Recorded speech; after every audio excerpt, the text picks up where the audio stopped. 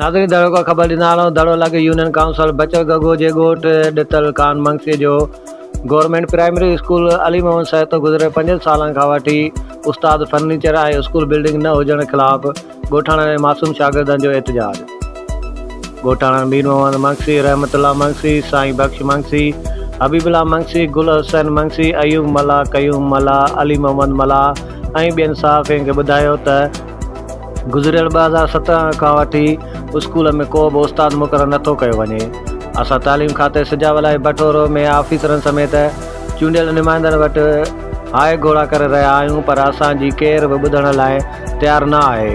असां ॻोठाणा पंहिंजी मदद पाण तहत दड़ो शहर जे रिटायर उस्ताद खे पघार ॾेई पंहिंजा ॿार पढ़ाए रहिया आहियूं ऐं हिन सर्दीअ जे मौसम में कचे स्कूल जी छित न हुजण करे मासूम ॿार सीए में वठिजी विया आहिनि।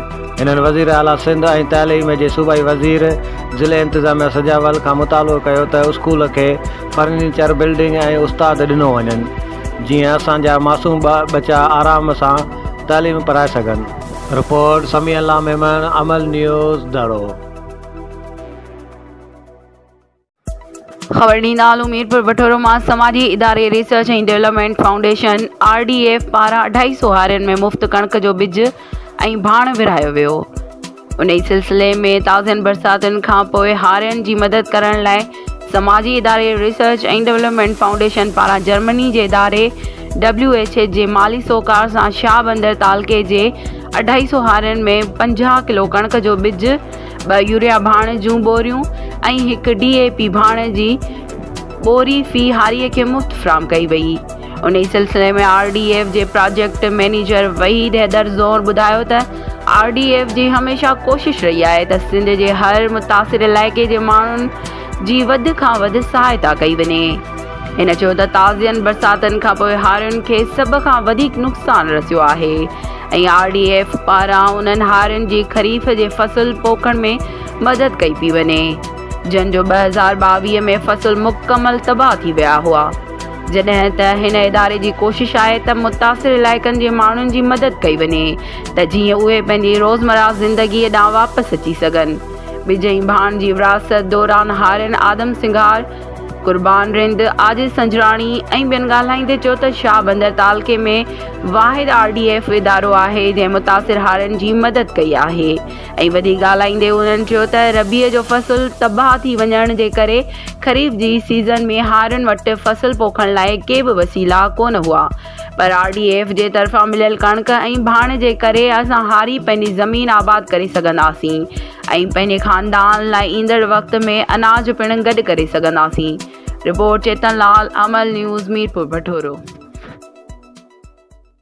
मटियारी मां ख़बर ॾींदा हलूं। पाकिस्तान पीपल्स पार्टी पार्लियामेंट जे सरबराह ऐं सरवरी जमायत जे रूहानी पेशवा मरहूम मखदूम मोहम्मद अमीन फ़हीम जी 7वीं वरसी हाला में इंतहाई अक़ीदत ऐं एहतराम सां मल्हाई वई।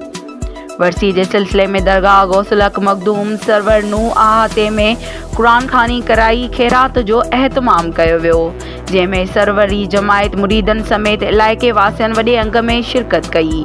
वरसी मौक़े ते सरवरी जमायत जे रूहानी पेशवा मेंबर क़ौमी असेंबली मखदूम जमी ज़मान मखदूम मोहम्मद अमीन फ़हीम जी दरगाह सरवर नूह रहमतुल्लाह ते पहुची मज़ार ते हाज़िरी भरे गुलनि जूं चादरूं चाढ़ियूं ऐं ख़ुसूसी दुआऊं पिणु घुरियूं वयूं। उन मौक़े ते मीडिया सां ॻाल्हाईंदे सरवरी जमायत जे रूहानी पेशवा MNA मखदूम जमी ज़मान चयो त 6वीं तारीख़ ते इमरान ख़ान कहिड़ो थो सरप्राइज़ ॾे, असांखे बि उन सरप्राइज़ जो इंतज़ारु रहंदो। पाकिस्तान आर्मी जे ख़िलाफ़ थींदड़ प्रोपेगंडा ग़लति ऐं बेबुनियाद आहे। मटियारी ज़िले थियल करप्शन स्कैंडल, मोटरवे प्रोजेक्ट में थियल अरबें रुपयनि जी करप्शन जी साफ़ शफ़ाफ़ जांच थियणु घुरिजे। इदारनि ऐं अदलिया ते एतमाद आहे। एंटी करप्शन FIA नेब समेत मुल्की इदारनि खे शफ़ाफ़ जांच लाइ भलीकार चवंदासीं ऐं जल्द हिकु अहम प्रेस कॉन्फ्रेंस मुनक़द करे मटियारी ज़िले जी सूरत हाल बाबति ॻाल्हायो वेंदो। मुंहिंजे वालिद मरहूम मखदूम मोहम्मद अमीन फ़हीम वज़ीर आज़म थियण जी ऑफर खे ठुकराए पाकिस्तान पीपल्स पार्टी सां वफ़ादारी निभाई। उन जे ॾिनल लाज़वाल क़ुर्बानियुनि खे विसारे नथो सघिजे। वरसी में मीर मुस्तरद जाफ़री, गुल मोहम्मद पंवर, शौकत उनड़, धणी बख्श सोलंकी, उसामा कोरेजो, फ़कीर ताज मोहम्मद नूह पोट्रो, आखूंद अब्दुल लतीफ़, आखूंद जावेद, रेस अब्दुल अज़ीज़ राहूजो, रज़ाक ॾिनो ऐं ॿिया पिणु मौजूदु हुआ। रिपोर्ट वाजिद ख़ासखेली, अमल न्यूज़ मटियारी।